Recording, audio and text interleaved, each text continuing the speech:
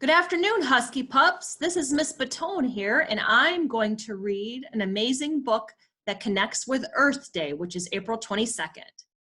Character and Setting. This week, we will read some amazing stories where the main characters do some extraordinary things to help save our planet. ELA Focus Standard, RL 3.3. I can describe characters in a story and how their actions contribute to the sequence of events. This week, you will listen to a book and think about the main character and how their traits reflect where the setting is. The book that I'm going to read you today is called One Plastic Bag, Isatou Ceesay and the Recycling Women of Gambia. The setting of the story, which is where the story takes place, is Gambia, West Africa. Here we can see that Gambia is on the coast, the Atlantic Ocean borders it. In the second picture here, it shows you that Gambia is on the west of Africa. Now I'm going to read the story. Naju Gambia. Isatou walks with her chin frozen. Fat raindrops pelt her bare arms. Her face hides in the shadow of a basket, and her neck stings with every step. Warm scents of burning wood and bubbling peanut stew drift past. Her village is close now. She lifts her nose to smell. So she's walking to her village with a basket on her head. The basket tips. One fruit tumbles, then two, then 10. The basket breaks. Isatou kicks the dirt. Something silly dances past her eyes, softening her anger. It moves like a flag. Flapping in the wind and settles under a tamarind tree, Isatou slides the strange fabric through her fingers and discovers it can carry things. So she finds a plastic bag. The basket that she had was useless now. She drops it knowing it will crumble and mix back with the dirt.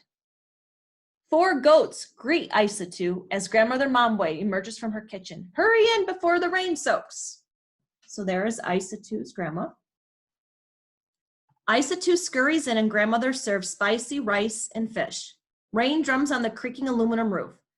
I broke your basket, Grandma, but I found this one. Plastic, her grandmother says. There's lots of that in the city. So her grandma isn't really happy with the plastic bag. Day after day, Isatou watches neighbors tote their things in bright blue or black plastic bags. Children slurp water from tiny holes poked in clear bags, market trays filled with miniates wrapped in rainbows of plastic. The colors are beautiful, she thinks.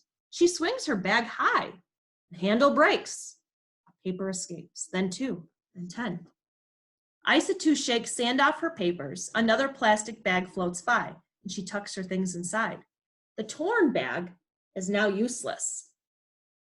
She drops it into the dirt as everyone does. There's nowhere else to put it. Day after day, the bag she drops is still there. 1 plastic bag becomes 1, then 2, then 10, then 100. Plastic isn't beautiful anymore, she thinks. Her feet step down a cleaner path, and the thought floats away. Years pass, and Isatou grows into a woman. She barely notices the ugliness growing around her until the ugliness finds her. So as you can see, Isatou has a little one. Isatou hears a goat crying and hurries toward Grandmother's house. Why is it tied up? Where are the other goats? Inside, the butcher is speaking in a low voice. Many goats eat the plastic bags, and the bags get twisted in their stomachs, and the animals cannot survive. Now 3 of your goats have died. Grandmother Mamwe's powerful shoulders sag. Isatou must be strong and do something. But what?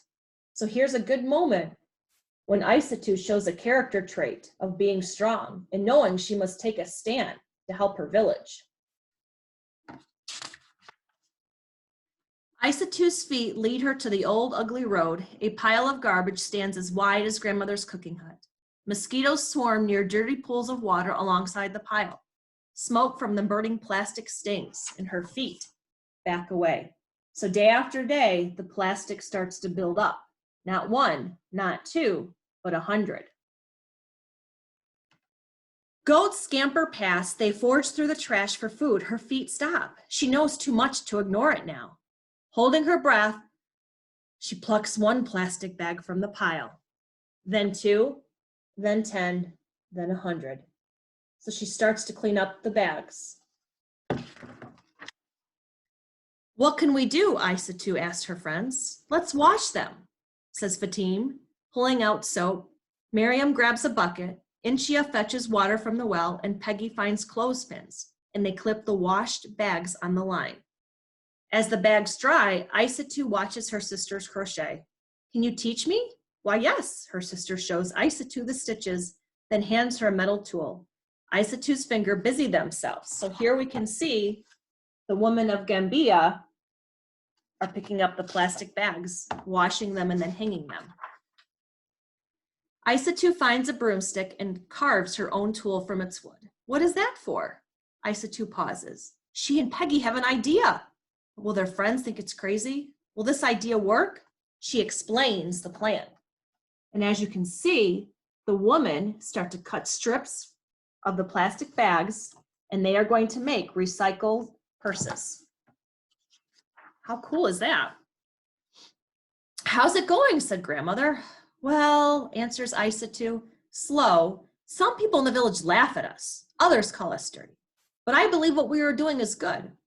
The women crochet by candlelight, away from those who mock them. So here is the woman of Gambia, working really hard on these purses.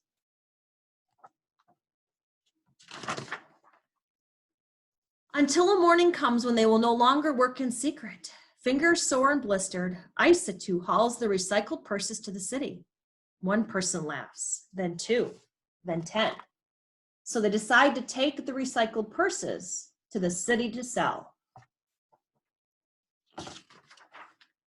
One woman lays coins on the table. She chooses a purse and shows it to a friend. Then 2, then 10. Soon everybody wants the purses. All their hard work is paying off.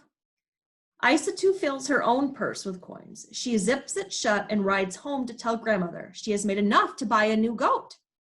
When she passes by the pile of rubbish, she smiles because, as you can see, it's smaller now. She tells herself one day it will all be gone and my home will be beautiful. And one day, after all those ladies keep working, the village is completely cleaned up and it is beautiful once again. This is a true story, and I think it is an awesome story. What I'm going to show you now is a video that is on YouTube that shows the author who got to meet Isatou Ceesay. Author's note. I first traveled to the Gambia, West Africa in 2003 as a volunteer teacher. I had an amazing experience, but something threatened to ruin my memory of it all. The heaps of garbage piled everywhere. The problem seemed too big to fix. Then a friend told me that in a rural village, a woman named Isatou Ceesay was doing something about it. My friend showed me a beautiful purse made from recycled bags, and I vowed to meet Isatou. During my third stay in the Gambia in 2007, I finally connected with Isatou. I interviewed many women and girls, including the original Gambian women who had begun the recycling project with Isatou a decade earlier. They shared past stories of dead livestock, strangled gardens, and malaria outbreaks linked to the trash.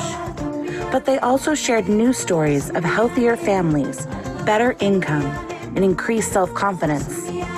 Although I wasn't able to include all the details about the women and their project in this book, I believe the story I've shaped captures their spirit and inspirational accomplishments. Today, Njau is much cleaner, the goats are healthier, and the gardens grow better. Residents from nearby towns travel there to learn the craft of recycling. People from around the world continue to purchase the recycled plastic purses, and the women contribute some of their earnings toward an empowerment center where community members enjoy free health and literacy classes, as well as learn about the danger of burning plastic trash. In 2012, that center also became the home for the region's first public library. By the time you read this book, I hope that a copy of One Plastic Bag is shelved there, and that it will be checked out once, then twice, then 100 times. So what is your hope for this project? My hope is like to pilot it all over the country. If we can pilot it all over the world so that people will be able to control the plastic bag, because it's definitely very difficult to decompose and it can make a lot of problems around us.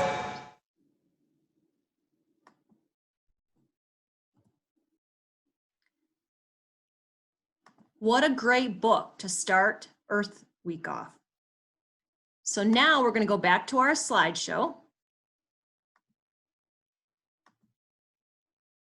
And we're going to talk about character and setting.